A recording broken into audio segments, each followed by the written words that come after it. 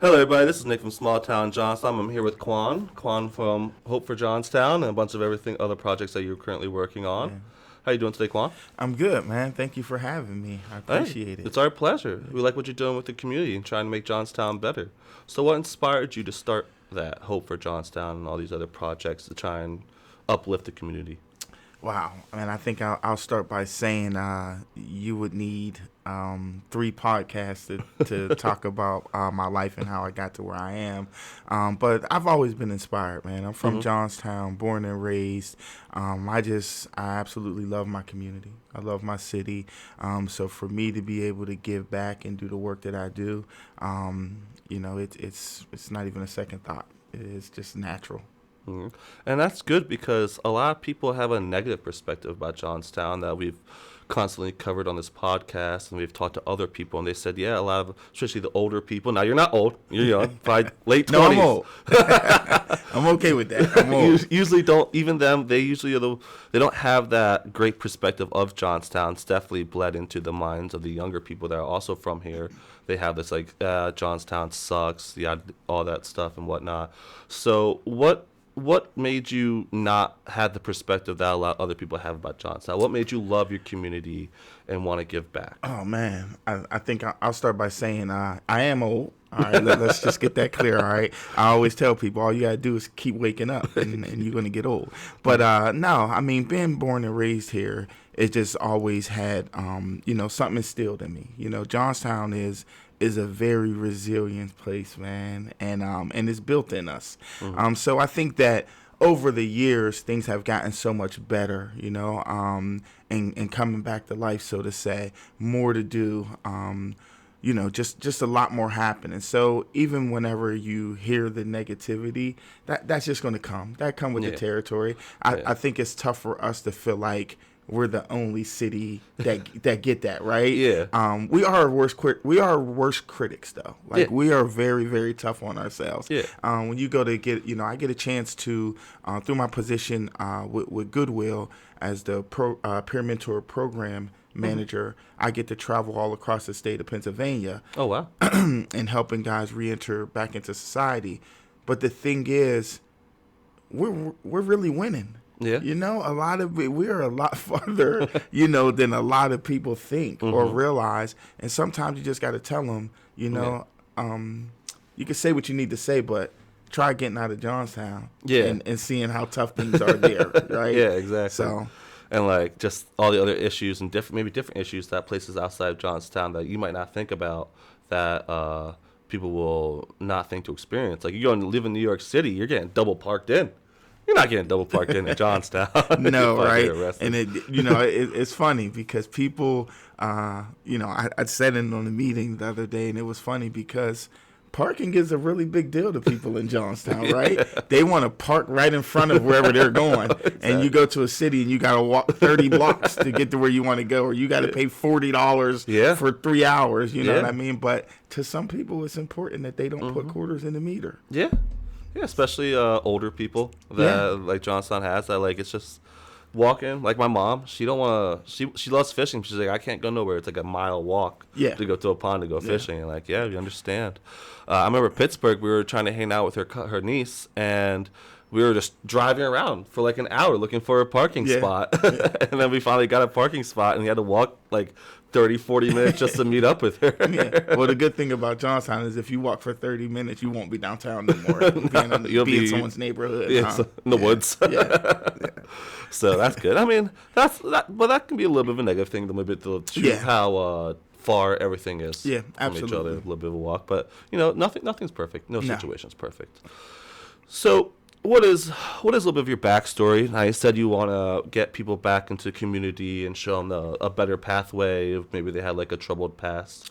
Did you have some sort of a troubled past starting up, and then what helped you find the better way forward to be who you are today and lead people to a better future? Yeah, so even prior to me getting into trouble and having trouble, I've always done what I do today. Yeah. So it wasn't never like it was me recreating a wheel. You know, I've already been doing these things.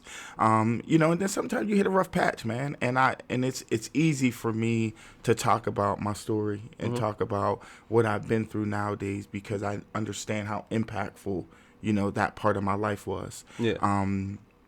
A lot of people look at that like, oh man, he got in trouble. It's the worst thing ever. For me, me being in trouble was what saved my life. Yeah. Whenever I got in trouble, it saved my life. When I got in trouble, I told myself that when I got out of it, when I got home, that I was going to give every single drop of me to my city. Yeah. And that's what I've been doing. Being the executive director at Hope for Johnstown gives me a big chance of giving back. That's my love. That's my passion. All the work that I do is me moving off of passion. I move off of pouring back into the city that helped me to be who I am and injecting that love back into our community, our young adults, our youth. And that's what it's all about. So it sometimes those things are what's needed. Yeah. Today, I tell myself, do what you have to do before you have to do it. Yeah. Right. Yeah. I need to start doing that. You know, I have ADHD. I'm like, I'll do it next time. And then she'll yell at me. Did you do it? I'm like, nope. So if you could keep that mindset and that thought frame, it ain't always that easy. No, but if you can keep that in mind, then you keep yourself from having to move in you know, in stressful situations or doing things that you know you shouldn't do. It's a lot of that. So you just got to keep it, man. Every day you wake up, you got those goals in mind, and you just reaching for them, man. And that's the love. That's the love of it. So whenever you ask me, am I old? Yes, I'm very old. But I say you exhaust me. You being old is a good thing though, because it means you made a lot of decisions to be able to say that. Some people can't because they made the wrong decisions or couldn't recover, or if they had got in trouble, or maybe just didn't have that good outlook. So now it is it's freshing. It's refreshing. It really is, man. I love it. And again, I'll double tap on that in saying that I understand today how impactful my journey is for someone else. To be able to sit across from, you know, young men, young women, traveling in and out of the prison systems, to have these conversations with them. Man, we all don't got it together. And every day is not going to be a good day. You know what I mean? You can try. You can try. You're supposed to try, man. But some days it's going to be pretty crappy, you know? And, you know, the biggest thing is we can't think that we're the only ones that have those days, man. And that's what it is. So it's pretty cool to be able to do that. It is. So you've put a lot into this community, and definitely, do you think the community reflects that back? Do you think it's showing all the appreciation that you do put into this community? Do you think it embraces you? Do you mean me personally? Like, do you think Johnstown's embracing you as much as you embrace Johnstown? Absolutely. You know, whenever you can. You know, at Hope for Johnstown, you know, just an example, we have our community events, that, you know, we go in all the different communities and we hold these events. And then at the end of the summer, we have our back to school events, our one big back to school event. And I think this year we had close to 2,000 people there. Yeah, was that Roxbury? Yeah, that at Roxbury Park. And that's it though. So I don't really move for the pats on the back, you know, and they're good to have. Don't get me wrong. They're great. You know what I mean? But I moved because that's what I told myself I was going to do, no matter what. It didn't matter if 10 people showed up at Roxbury or 10,000. We were going to have a good day, and we were going to keep it peaceful, and we're going to show people that we can do that. We can come together as a community without fighting, without someone getting killed. Like Kendrick on the stage with the Blood and the Crips during the Not Like Us tour. Right? And that's what it is, man. And sometimes for me, I am a huge relationship guy, man. And I feel like that's what the world is based on, relationships, man. And it's always that good to have the people that's rooting for you. And And sometimes I laugh about it, man. The world loves a comeback story, man. The world does. Can think about the underdog comeback story does. I'm a big sports person. And that's it. So, and that's what it is, man. So at the end of the day, whenever you're moving genuinely and you're doing what you're passionate about, and you're trying to help people to see that, and you're walking in it, it's no better feeling. Yeah, it's no better feeling. Yeah, especially because people generate to that because they see the passion that you have. People love people that are passionate about something, that they actually are like into it, and they're not just doing it for money or greedy reasons and whatever. So yeah, well, that's a whole nother subject because I think if anybody seen a paycheck from me from Hope for Johnstown, they'll be like, "What? Like, you're doing that for free, huh?" Yeah, it's okay. No, it is definitely not about the money. You have to get to a space where no one's naive enough to not know that you got to pay your bills and you got to live and you got to eat. Yeah. But at the end of the day, that can't be your motive. Yeah, that because can't be your motive. It soils it a little bit, and then like you start to get stressful from it. Because if you're like, I'm not getting back what I expected, you start to lose that passion. Well, if you keep doing like this, you can't keep that passion because you see the positive impact it has on people's lives and the impact you're making on somebody that you may not even know. Lives that you can't see, and it's just good to do. That's it. I was having a conversation with another guy the other day, and and it came up, and it came out the way it came out, and I said, some people, you'll hear people say, man, if I can just save one life, I save one life. And that's how you go at it. When you go into this and you do the work we do, when we're going, into the schools and we're waiting there in the morning for the kids to get off the bus to, ask them, did they eat? Ask them, did they sleep in the bed? Did your parents come home? Those are the questions that we got to start, it's 2024, 25. And we got to ask those questions, right? And I always tell myself it's not about saving one life, because if I can save that one life, but that one life go and save another life, but that life go and save 10 other lives, it's a trickle-down effect. It's a trickle-down effect, man. Yeah. So being able to, again, pour into our community and our city is just what I'm absolute passionate about. Yeah. So I know you said you work with Goodwill and you're executive director for Hope for Johnstown and everything. Now, did you go to school for this? Did you have a college education? Did you come out right out of high school?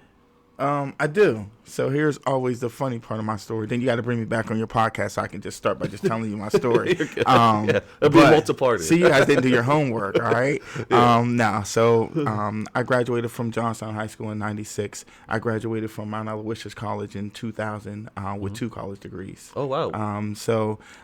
That's always the tricky part of my story, because everybody's like, what? You've been in trouble? You went to federal prison? Yeah. Oh, you got 2 college degrees too? Yeah, So it was a journey. It was a part of the journey, man. And I'm starting to be able to have the platform to talk about that even more. So in October, I got inducted into the Mount Aloysius Hall of Fame. Oh, wow. For basketball. And I've just started having these classes with we're starting, I won't call them classes, they're group settings of a whole bunch of athletes from right now probably 15 different cities. Oh, wow. And we're able to get on the phone and just talk about how rough it is for us even. And none of us look for excuses. We're all doing well in our lives. But whenever you put so much time and energy into a sport and you don't go where you think you're supposed to go, you kind of hit that rough patch, man. Yeah, it's like you get depressed because like this is I was told lies. Or I put in all this work and I'm not reaping what I should have got. And it's really tough for people to accept and adjust to that and everything. I mean, if I've gone through, now I wasn't a sports athlete, but I definitely had a different image of how my life was supposed to go to where it is now. And I love to where it's at now because now I've moved it to where I want it to be. But before that, I got real depressed because like this isn't going how I thought I was going at all. Why is it? That smack of reality is very hard for people to swallow. And that's exactly what this group is for us to get on there and talk about how, I'll speak for myself as a small boy growing up in Oakhurst Homes in the projects, and from the age of 7 running outside to shovel the court so I can play basketball, right? And then you put that time in, you put that blood, that sweat, those tears into it for so many years, and then when you hit that spot where you're like, okay, what's that? What's next? Yeah. Because to me, that was my identity. I thought that was who I was. Yeah. I need to be, I need to be playing basketball. I need to be, and when I didn't have that anymore, I got lost for a while. Yeah, you do get lost. You have to find yourself again. You have to find yourself again. I worked at Chipotle. I worked at somebody that kind of had that same story. He was really good at basketball. He got hurt.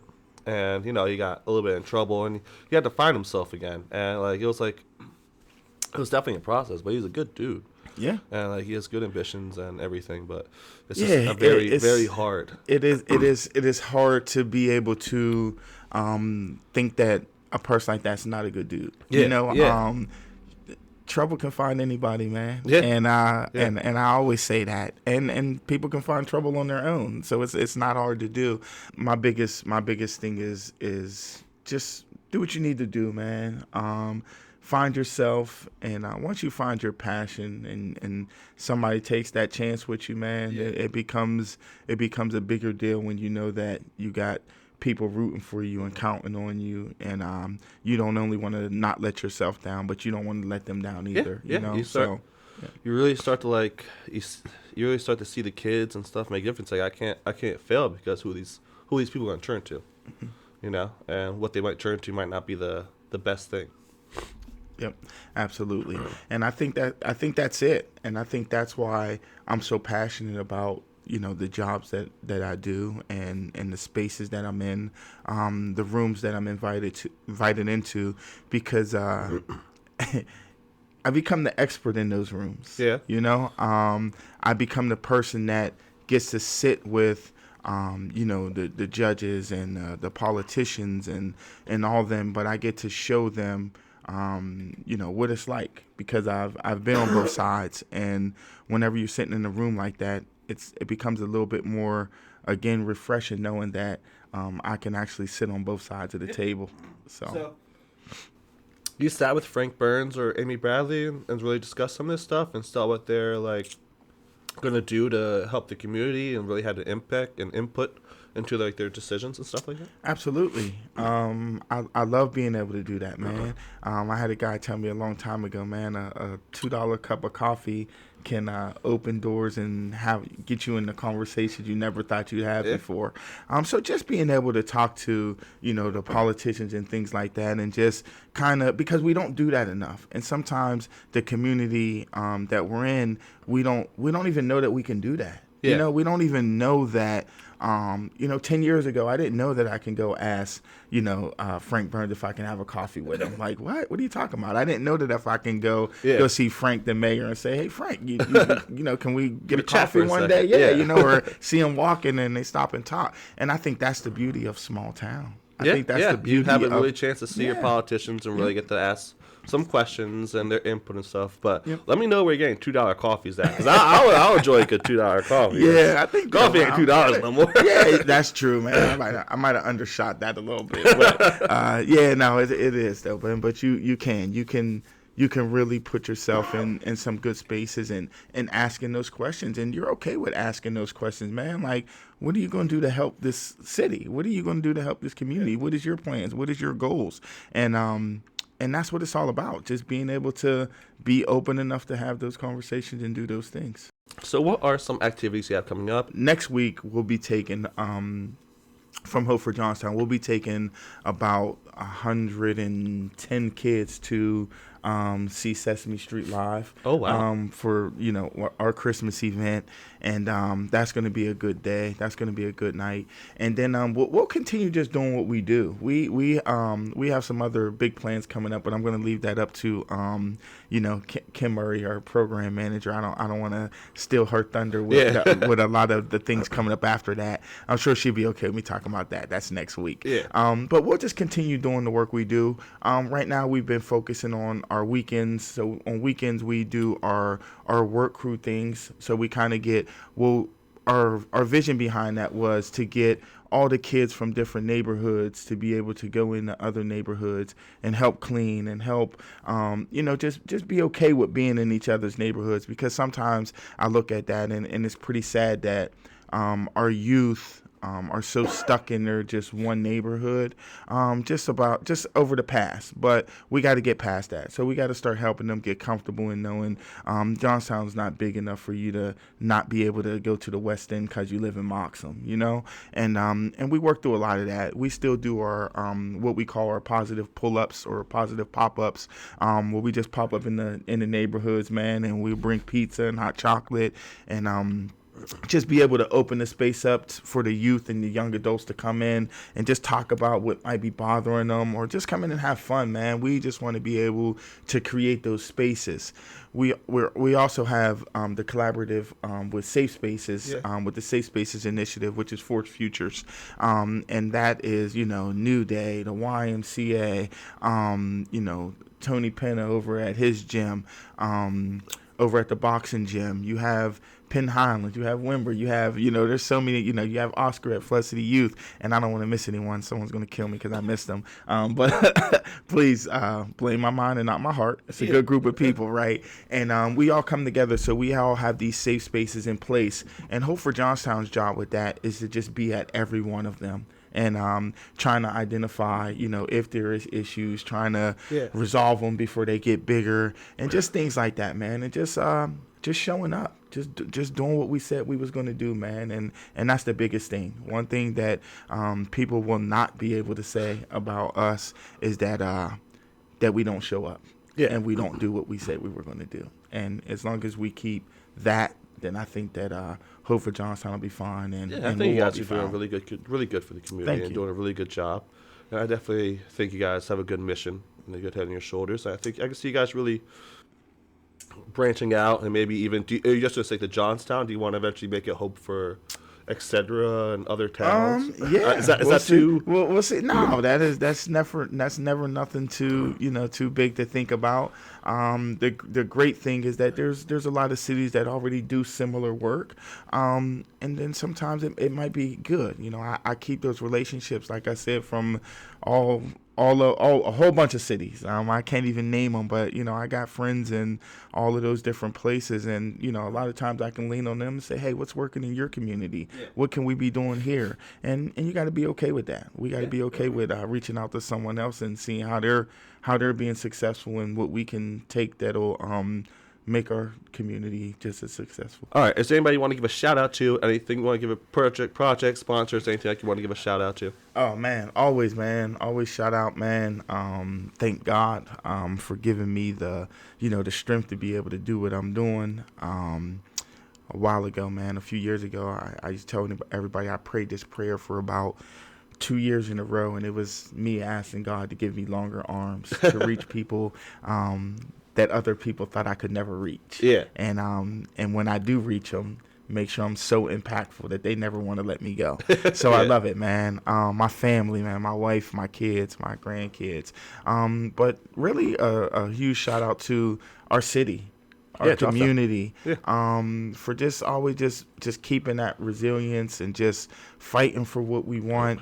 And yeah, that's it, man. Shout out to you. Thank you. And your wife for doing a podcast, man. This is beautiful. It's a beautiful thing. I've heard some of the past podcasts. You guys are doing a great job, and we tried to have some good people coming on, man. So keep it up. And anything I can do with pointing some people in your direction to come on a podcast, I absolutely will. But yeah, that's it, man. Thank you for having me. I appreciate you guys, and hopefully you invite me back again. Oh, of course. Thank you for coming on. We really appreciate it. We like hearing your story. We like hearing your passion that you have for Johnstown. It's good to hear so many positive voices about Johnstown to really maybe change the perspective about it. Good. There is, I forgot about another Big Shot Elite. That's our basketball program in Safe Spaces. Ryan Dorn would have absolutely killed me if I didn't just say that. No, that's one thing I wish I was good at. I wish I was good at basketball. I love basketball. I love playing basketball. I just suck at it. Yeah. I'm not good. No, I saved his shout out for last. So, thank you. Thanks again. Thanks for having me. You can always bring on next time you come on, too. I'm sorry? You going to bring him along with you next time you come on? That sounds like we got a podcast coming up soon. Yeah. I'll bring him with me. This is Quan from Hope from Johnstown and Goodwill. I'm Nick from small town Johnstown. Thank you guys for tuning in. I hope you enjoyed the episode. Stay warm, stay healthy, and have a good day. Thank you.